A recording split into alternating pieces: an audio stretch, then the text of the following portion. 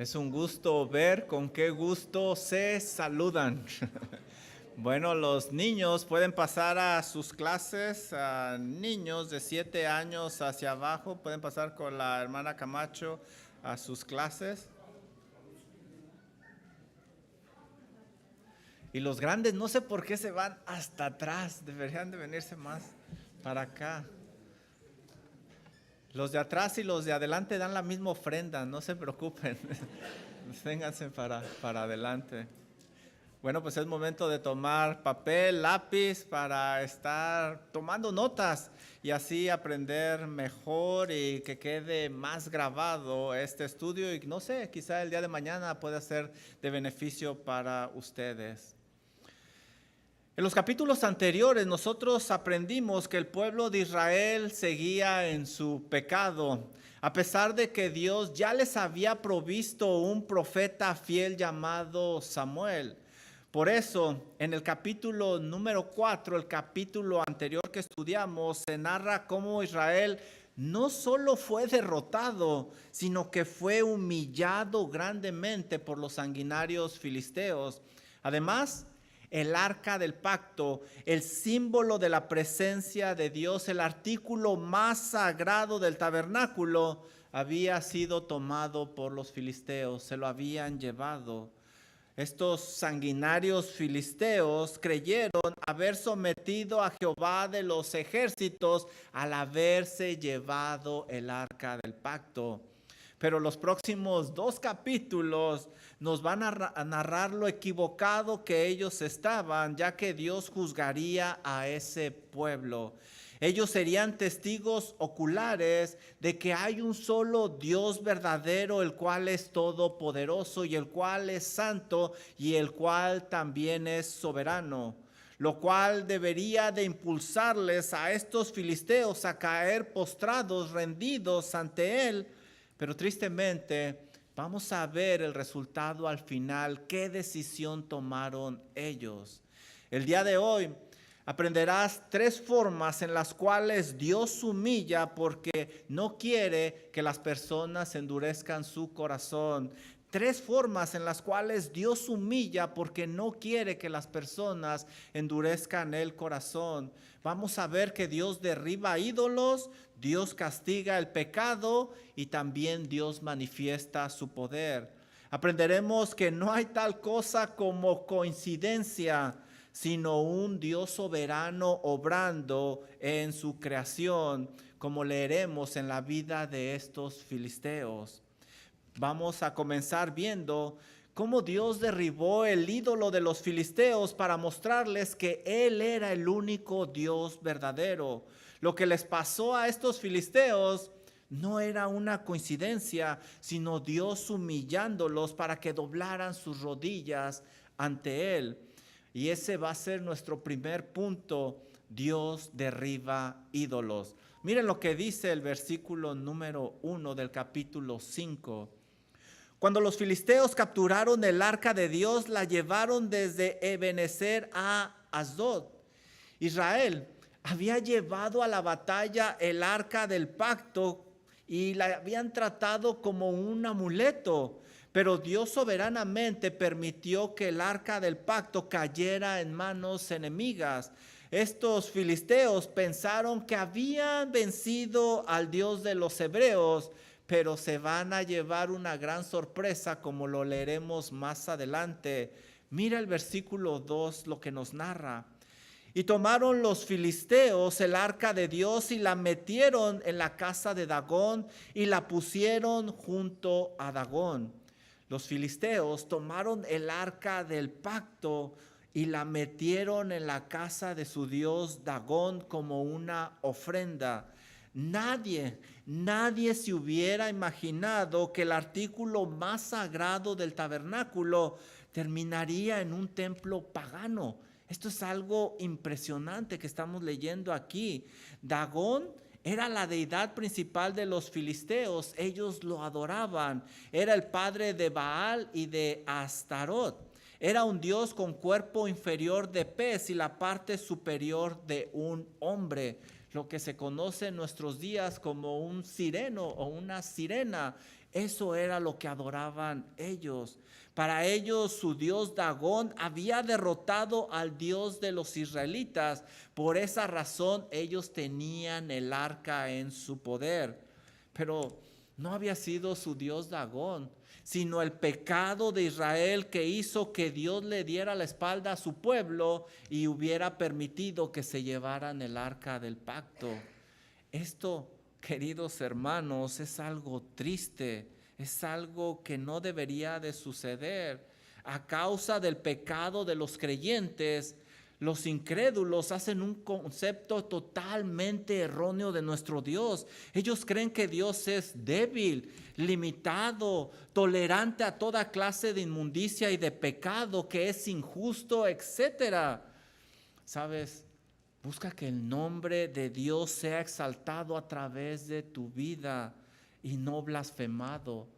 Oremos de que lejos esté de nosotros que nuestra vida sea un instrumento para que el nombre de nuestro Dios sea blasfemado, como lo estamos leyendo aquí.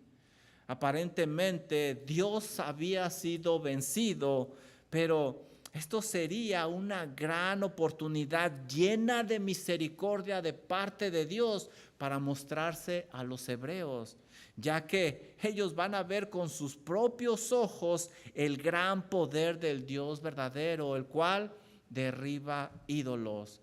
Mira lo que sucede, versículo número 3, algo interesante. Y cuando al siguiente día los de Asdod se levantaron de mañana, he aquí su dios Dagón postrado en tierra delante del arca de Jehová. Los filisteos entraron al templo y para su sorpresa vieron a su ídolo postrado delante del arca. Esto debió haber sido un shock, debió haber sido algo que los impactó. Dagón acababa de haber derrotado al Dios de los israelitas y ahora Dagón estaba postrado delante del arca con la cara hacia el suelo. Esto a lo mejor ellos pensaron que fue una coincidencia, algo habrá sucedido porque Dagón acaba de vencer al Dios de Israel. Es interesante la palabra que usa la Biblia, dice postrar. Y el postrar no solo indica que algo cayó al suelo, indica que algo se movió de un lugar superior a algo inferior porque alguien les puso una fuerza, alguien lo movió en una posición de humillación. Esta palabra también era muy usada cuando un ejército caía derrotado en el campo de batalla. No indica una simple caída, sino una derrota fatal, como nosotros leímos en 1 de Samuel capítulo 4 versículo 10. Déjame leerte este versículo para que te des una idea de lo que está proyectando aquí la Biblia. Pelearon pues los filisteos e Israel fue vencido. Y huyeron cada cual a su tienda, y fue hecha grande mortandad, pues cayeron. Es la misma palabra que se usa aquí para postrar. Es una derrota total. Cayeron de Israel 30,000 hombres de a pie, y ahí es donde ellos toman el arca. La caída y la posición no habían sido obra de la casualidad, sino obra del Dios Todopoderoso que estaba derribando a su ídolo. ¿Qué hicieron los filisteos ante tal acontecimiento? ¿Darían gloria a este Dios verdadero? ¿Qué harías tú? ¿Qué harías tú en una situación así? Mira lo que nos dice el versículo número 3.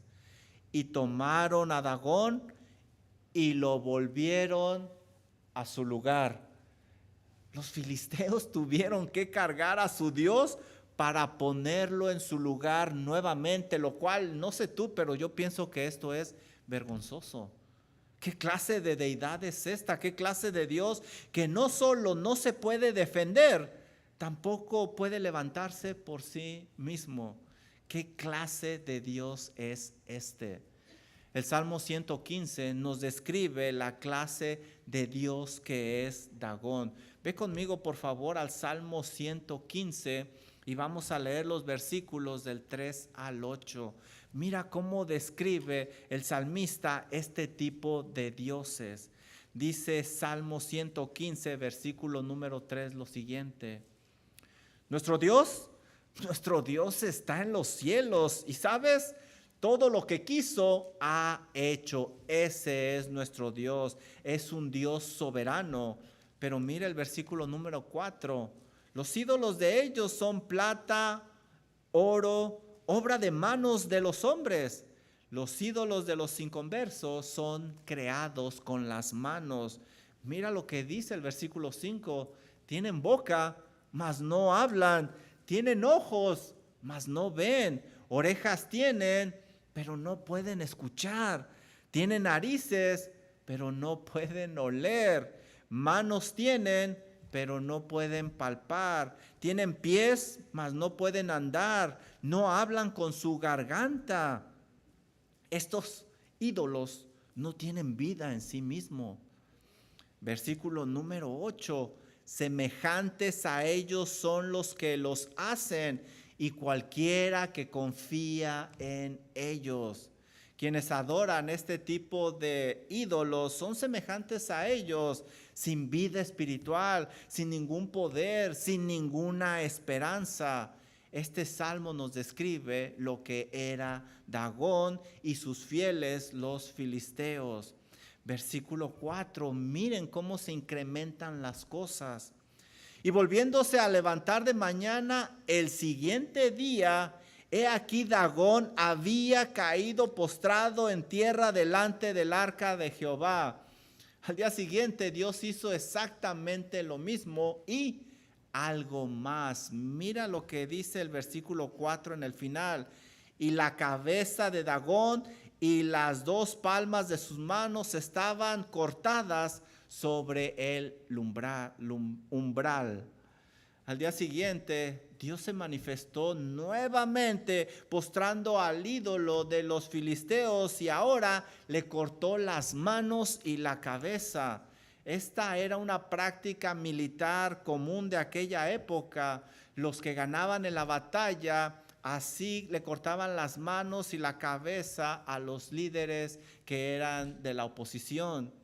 Dios les estaba mostrando claramente que no había otro Dios como Él y que Dagón no era nadie. Bien dice Pablo en 1 Corintios 8:4, sabemos que un ídolo nada es y que no hay más que un solo Dios y ese es Jehová de los ejércitos. ¿Qué hicieron los filisteos ante tan clara demostración del poder de Dios? ¿Qué harías tú? ¿Dos coincidencias ya? Se me hace mucho. ¿Qué harías tú? Versículo número 5. Mira lo que hacen estos filisteos. Por esa causa los sacerdotes de Dagón y todos los que entran en el templo de Dagón no pisan el umbral de Dagón en Asdod hasta el día de hoy. Ellos, en lugar de postrarse ante el único Dios verdadero, deciden seguir con supersticiones y siguen adorando a Dagón. Ellos pensaron que el umbral, lo cual era un escalón, estaba de alguna manera maldecido y que no se debía de pisar. ¿Sabes? Cuando una persona rehúsa creer la verdad, termina creyendo cualquier cosa, por incoherente que esa cosa parezca, como los filisteos que no quisieron ver claramente quién era el que estaba detrás de todo esto. Este capítulo tiene solo 12 versículos y de los cuales se menciona 11 veces a Dagón. Todas ellas en forma pasiva, en ninguna se ve a Dagón haciendo algo. Esa es la clase de ídolo que ellos adoraban. Por el contrario, nosotros vemos a Dios muy activo usando el arca del pacto, la cual se menciona también 11 veces. Una gran diferencia entre el Dios todopoderoso y los ídolos que adoran los hombres. En la actualidad, Dios sigue derribando los ídolos de las personas, Pero es triste que las personas siguen agachándose y levantando a sus ídolos y terminan creyendo cualquier cosa.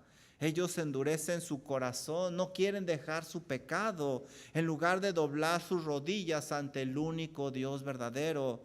Es mi oración que tú no seas uno de ellos. Es mi oración que, como estudiamos en esta noche, tú te postres, pero delante del único Dios verdadero, al cual se le adora en espíritu y en verdad.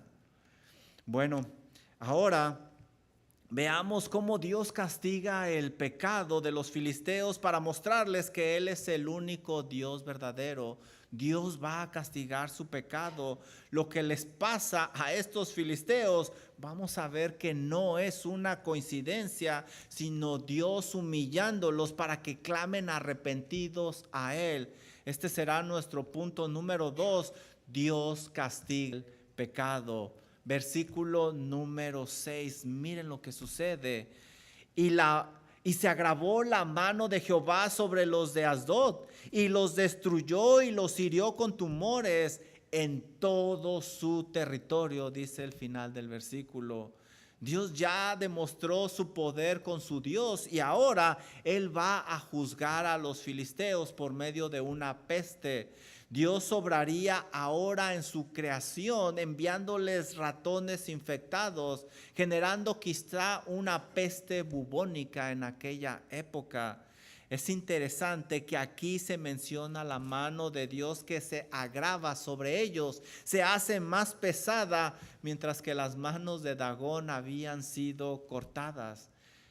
¿Qué crees que hicieron los filisteos? ¿Qué harías tú? ¿Qué harías tú en una situación así? Ya van 3 cosas. ¿Será coincidencia? Miren el versículo número 7. Y viendo esto, los de Asdod dijeron: no quede con nosotros el arca del Dios de Israel, porque su mano es dura sobre nosotros y sobre nuestro Dios Dagón. Finalmente, ellos confiesan que lo que está sucediendo no es ninguna obra de la casualidad, sino el juicio de Dios que ha venido a ellos. Pero, ¿te fijas? Ellos siguen preocupados por su Dios Dagón y siguen preocupados por su vida, lo cual se entiende, pero deberían de estar más preocupados de ponerse a cuentas con ese Dios que los está juzgando. Ellos están pensando que si se deshacen del arca van a poder evitar el juicio de Dios, pero ¿sabes? Están muy equivocados. Ellos van a seguir enfrentando a Dios a causa de su pecado. Ellos van a seguir endureciendo su corazón. Mira el versículo número 8. Convocaron pues a todos los príncipes de los filisteos y les dijeron: ¿qué haremos del arca del Dios de Israel? Y ellos respondieron: pásese el arca del Dios de Israel a Gad. Y pasaron allá el arca del Dios de Israel. Ahora se reúnen todos los gobernantes, esto ya es serio, y deciden que van a mandar el arca del pacto, el arca de Dios, a una ciudad llamada Gad. Esta ciudad era muy conocida por tener grandes guerreros gigantes. De ahí más adelante vamos a leer nosotros que saldrá Goliat, el cual va a pelear con David. ¿Funcionaría el tratar de deshacerse del arca? ¿Qué crees tú? Mira el versículo número 9. Y aconteció que cuando la habían pasado, la mano de Jehová estuvo contra la ciudad con gran quebrantamiento y afligió a los hombres de aquella ciudad desde el chico hasta el grande y se llenaron de tumores. ¿Sabes? Lo estamos viendo claramente. Lo que cambiaría la mano pesada de Dios no era la ciudad, sino un arrepentimiento verdadero de parte de esta gente. Ellos fueron quebrantados por Dios. Esta palabra nos da la idea de que se provocó un gran dolor, un gran pánico, un gran horror. También dice que fueron afligidos, lo cual nos habla de un sufrimiento extremo y mayor. ¿Qué hicieron los filisteos ante tan clara demostración del juicio de Dios contra chicos y contra grandes? ¿Qué harías tú? Ya van 4 cosas que le suceden. Versículo número 10. Entonces enviaron el arca de Dios a Ecrón. Y cuando el arca de Dios vino a Ecrón, los ecronitas dieron voces diciendo: ha pasado a nosotros el arca del Dios de Israel para matarnos a nosotros y a nuestro pueblo.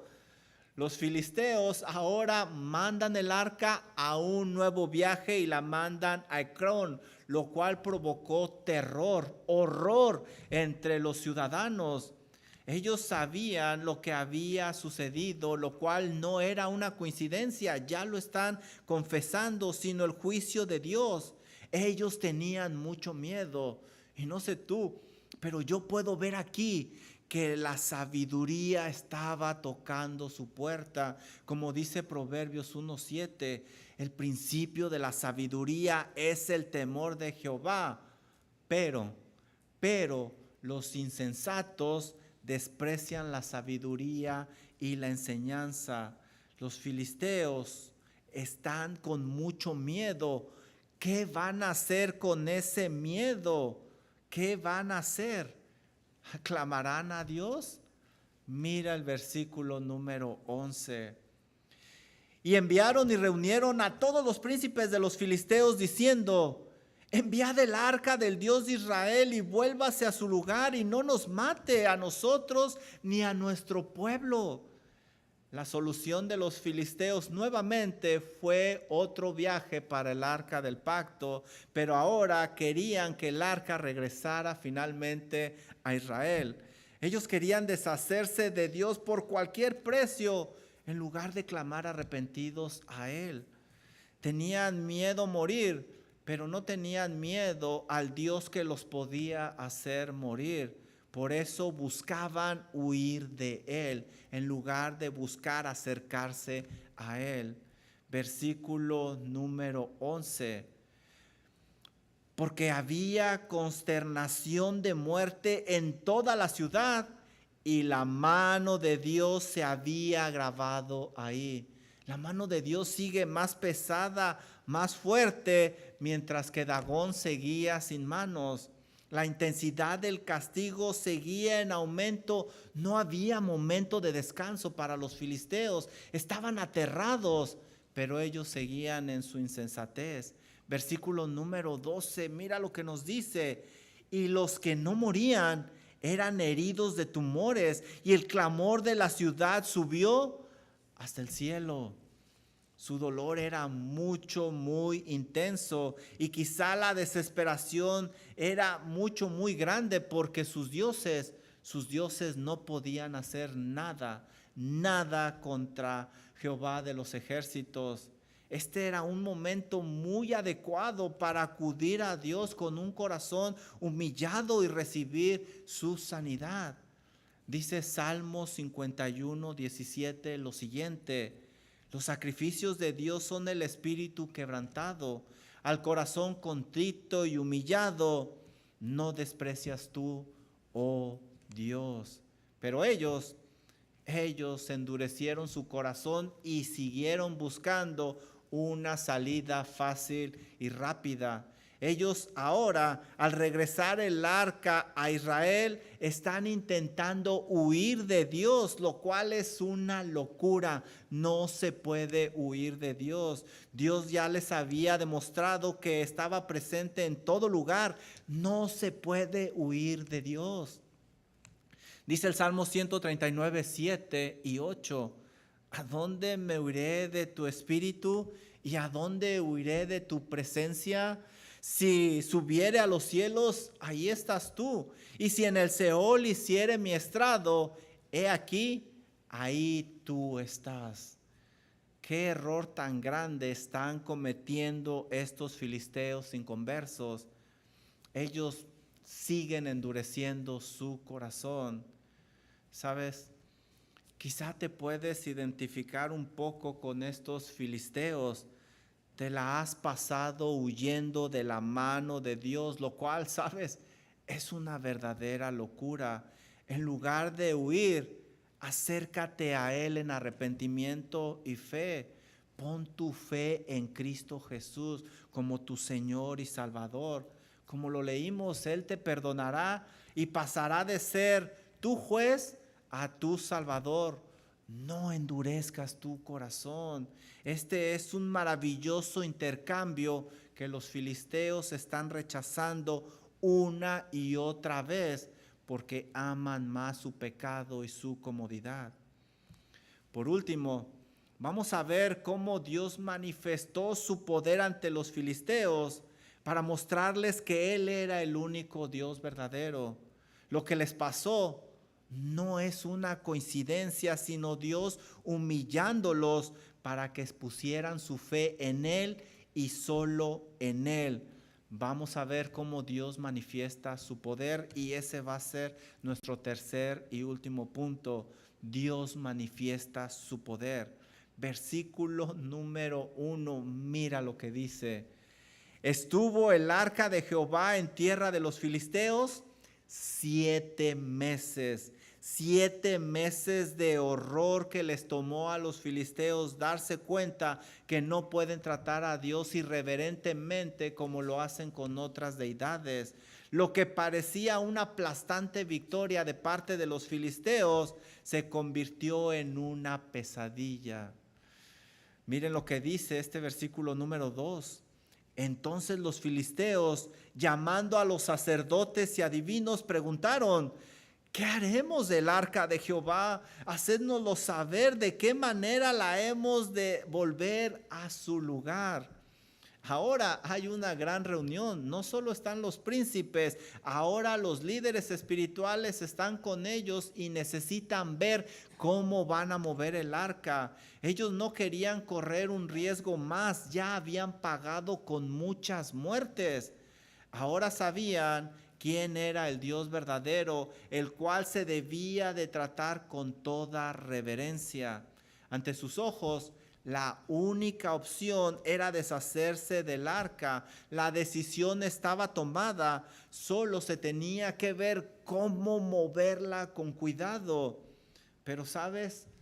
En realidad había otra opción y te la he venido repitiendo, la cual era mucho mejor y les traería muchos beneficios. Esta opción era arrepentirse de sus pecados y poner su fe en el único Dios verdadero. Entonces, ellos serían perdonados, restaurados y salvados eternamente. De esta manera estarían del mismo lado de ese Dios grande, poderoso y temible. Quizás tú estás en una situación similar. Te la has pasado huyendo o nombrándole coincidencia a todo eso que te está pasando. Recuerda que las cosas no suceden por accidente. No te engañes. Lo que pasa es que un Dios soberano está trabajando y está manifestando su poder. Lo peor que tú puedes hacer es negar esa realidad y tratar de huir de Él. Mejor corre hacia Él. Dice Ezequiel 33:11 lo siguiente: vivo yo, dice Jehová el Señor, que no quiero la muerte del impío. Dios no quiere tu muerte, sino que se vuelva el impío de su camino y que viva. Volveos de vuestros malos caminos. ¿Por qué moriréis, oh casa de Israel? Arrepiéntete de tu pecado, no endurezcas tu corazón. ¿Por qué has de morir en una condenación eterna? Deja de huir, date cuenta que no hay coincidencias, sino un Dios soberano llamándote fuertemente. Miren lo que sucede, versículo número 5, algo interesante. Estos religiosos, estos líderes espirituales dan algunos consejos. Miren lo que dicen: haréis pues figuras de vuestros tumores y de vuestros ratones que destruyen la tierra, y daréis gloria al Dios de Israel. Quizá Quizá aliviará su mano de sobre vosotros y de sobre vuestros dioses y de sobre vuestra tierra. Los líderes religiosos, entre todas estas locuras, están diciendo algunas cosas que son interesantes. Número 1, dicen que le deben de dar gloria al Dios de Israel. Bíblicamente, darle gloria es reconocer quién es Dios y tratarlo con honor, con dignidad, con adoración, con mucha reverencia y respeto. Es reconocer su grandeza y postrarse ante ella, lo cual no es opcional, sino requerido por Él. Dice el Salmo 29:2 lo siguiente: dad a Jehová, y este es un verbo imperativo, hay que hacerlo, es una orden. Dad a Jehová la gloria debida a su nombre, es decir, darle el honor, la adoración. Darle verdadera gloria a Dios iba a incluir deshacerse de sus ídolos y humillarse ante Dios. Parece que los líderes religiosos entienden quién es el Dios de Israel, el cual es digno de toda gloria. Otra cosa interesante que ellos dijeron es esto: quizás aliviará su mano de sobre vosotros. Parece que los líderes religiosos han entendido aquí una gran lección, que Dios es el que está en control y no los filisteos y no Dagón. Están diciendo que Dios es soberano. Por eso usan estas palabras quizás aliviará. Están buscando hacer su parte, pero acertadamente están dejando el resultado a la voluntad de Dios, lo cual es bueno. Dice Proverbios 21:31 que los caballos se alistan para la guerra, pero Dios es el que da la victoria. Parece que estos líderes religiosos han comprendido claramente que la mano poderosa de Dios los está juzgando y que Él es soberano. Ellos dicen una tercer cosa interesante. Miren el versículo número 6. ¿Por qué endureceréis vuestro corazón como los egipcios y Faraón endurecieron su corazón? Después que los había tratado así, ¿no los dejaron ir y se fueron? Los líderes espirituales están dando otro excelente consejo: no endurezcan el corazón. Es claro que hasta ahora los líderes filisteos habían endurecido su corazón, por eso seguían con el arca y por eso no le daban la gloria a Dios. Ellos eran tan rebeldes que su rebeldía se está comparando como la de los egipcios, que endurecieron su corazón y terminaron ahogados en el fondo del mar. Como en Egipto, Dios ya se había manifestado poderosamente con plagas en contra de sus deidades. ¿Qué más querían vivir estos filisteos? ¿Con qué propósito Dios se manifestó de esa manera con plagas en Egipto y ahora ahí con los filisteos? Dios mismo da la explicación allá en el Éxodo cuando mandó esas plagas. Éxodo capítulo 7, versículo 5 nos dice lo siguiente: y sabrán los egipcios que yo soy Jehová. Ahora lo sabrán los filisteos, cuando extienda mi mano sobre Egipto y saque a los hijos de Israel de en medio de ellos. Ahora extendería su mano contra los filisteos y sacaría el arca de en medio de ellos. Se manifestó para que supieran quién era el Todopoderoso, para que supieran quién era Jehová de los ejércitos, el único Dios verdadero, y que la gloria tenía que ser solo para Él, y que debían de postrarse ante Él, poner su fe ante Él y no en los ídolos. Por eso Dios se había manifestado. ¿Escucharán los filisteos este consejo? ¿Darán la gloria a Dios debida a su nombre?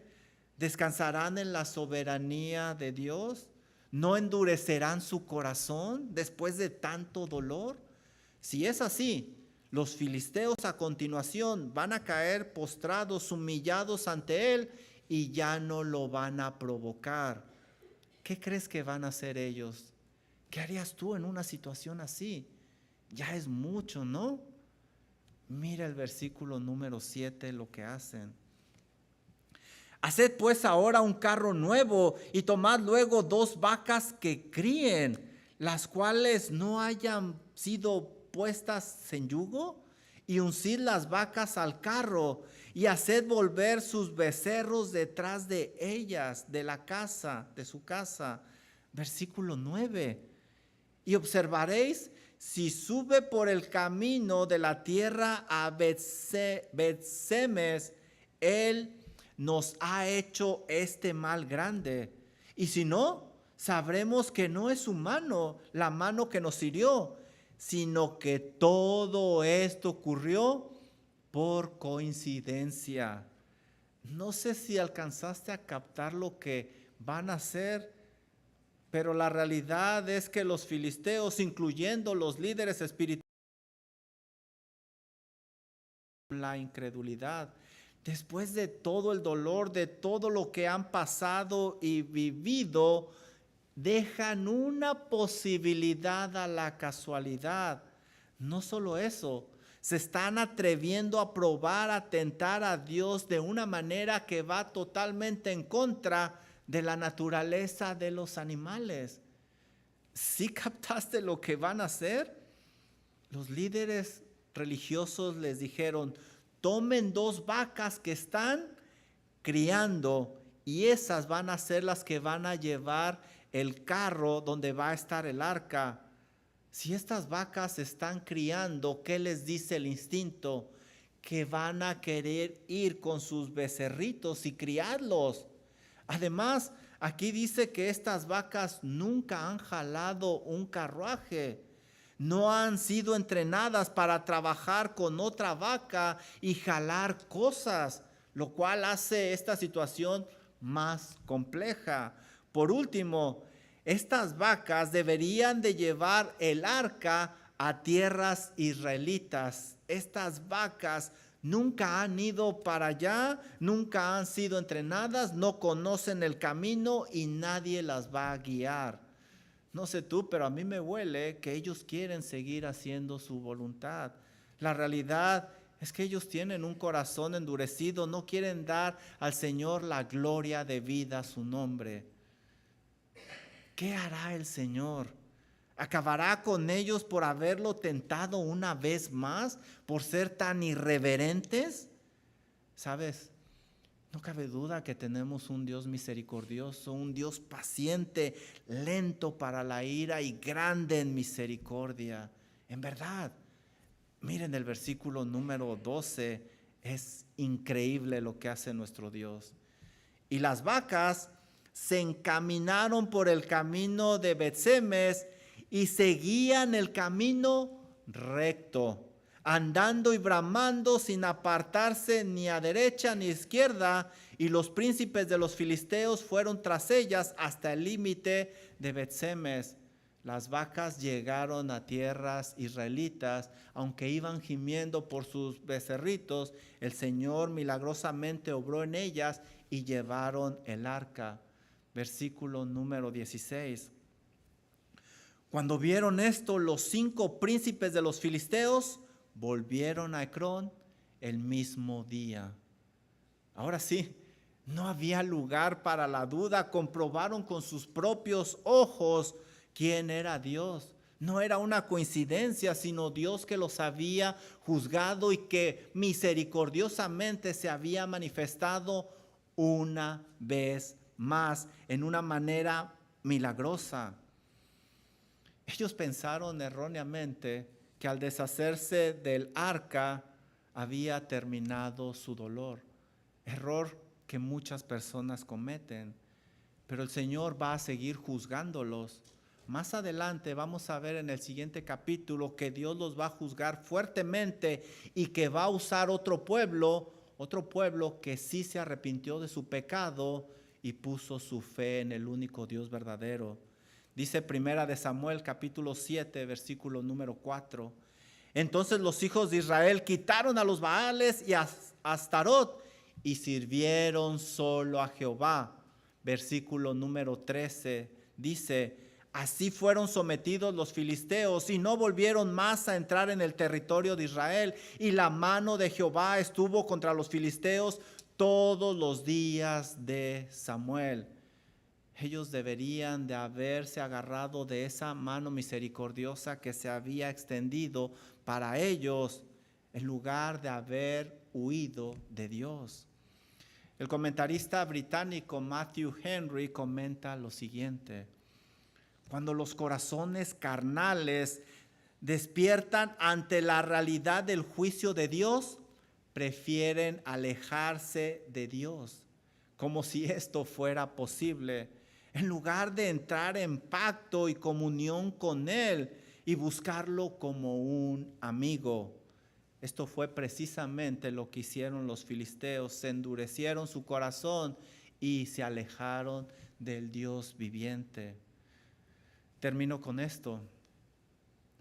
Los filisteos fueron testigos oculares de quién era el Dios verdadero. Lo vieron con todo su esplendor. No fue falta de información, sino falta de voluntad de dejar su pecado.